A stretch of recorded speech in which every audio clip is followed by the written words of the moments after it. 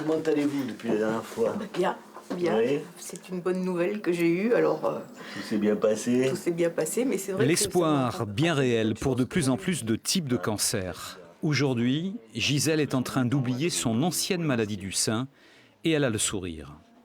Il m'a dit que je pouvais me considérer comme guérie, que mes contrôles étaient bons et que dorénavant, une fois par an, j'aurais mes mammographies comme tout le monde, mais qu'il y avait très très peu de chances de récidive.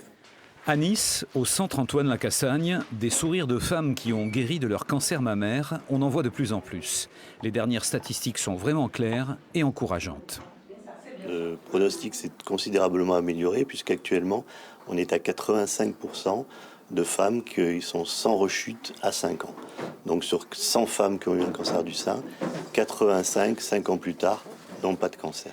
S'il y a de si bons résultats sur plusieurs cancers, c'est parce qu'il y a de nouvelles techniques. Pour l'utérus, par exemple, le chirurgien n'ouvre plus forcément le ventre. Il travaille en vision 3D, avec caméra, par célioscopie.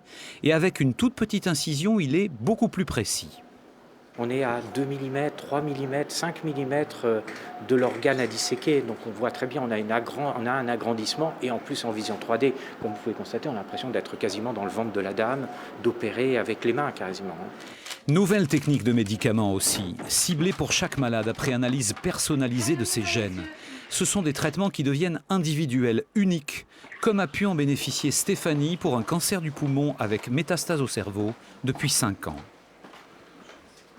Ils ont pu faire une biopsie de ganglions que j'avais et ils ont pu faire une recherche moléculaire. Donc grâce à ça, eh bien, ils ont trouvé donc, le médicament adapté à mon cancer.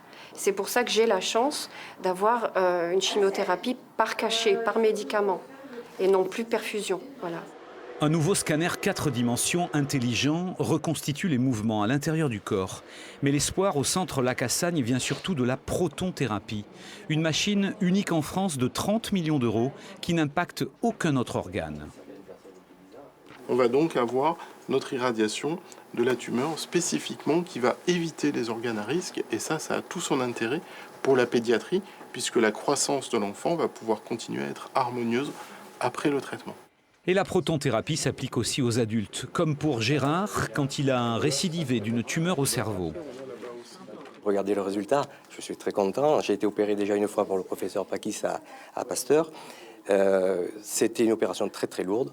Et là, avec le professeur Bondieu, avec cette nouvelle machine, il n'y a pas d'opération, c'est magnifique. Tous ces exemples de réussite de traitement ne doivent pas faire oublier que d'autres cancers restent toujours meurtriers. Mais l'ensemble des équipes soignantes sur la Côte d'Azur depuis quelque temps a vraiment inversé la tendance grâce à des efforts, des investissements en partenariat privé-public avec les collectivités locales.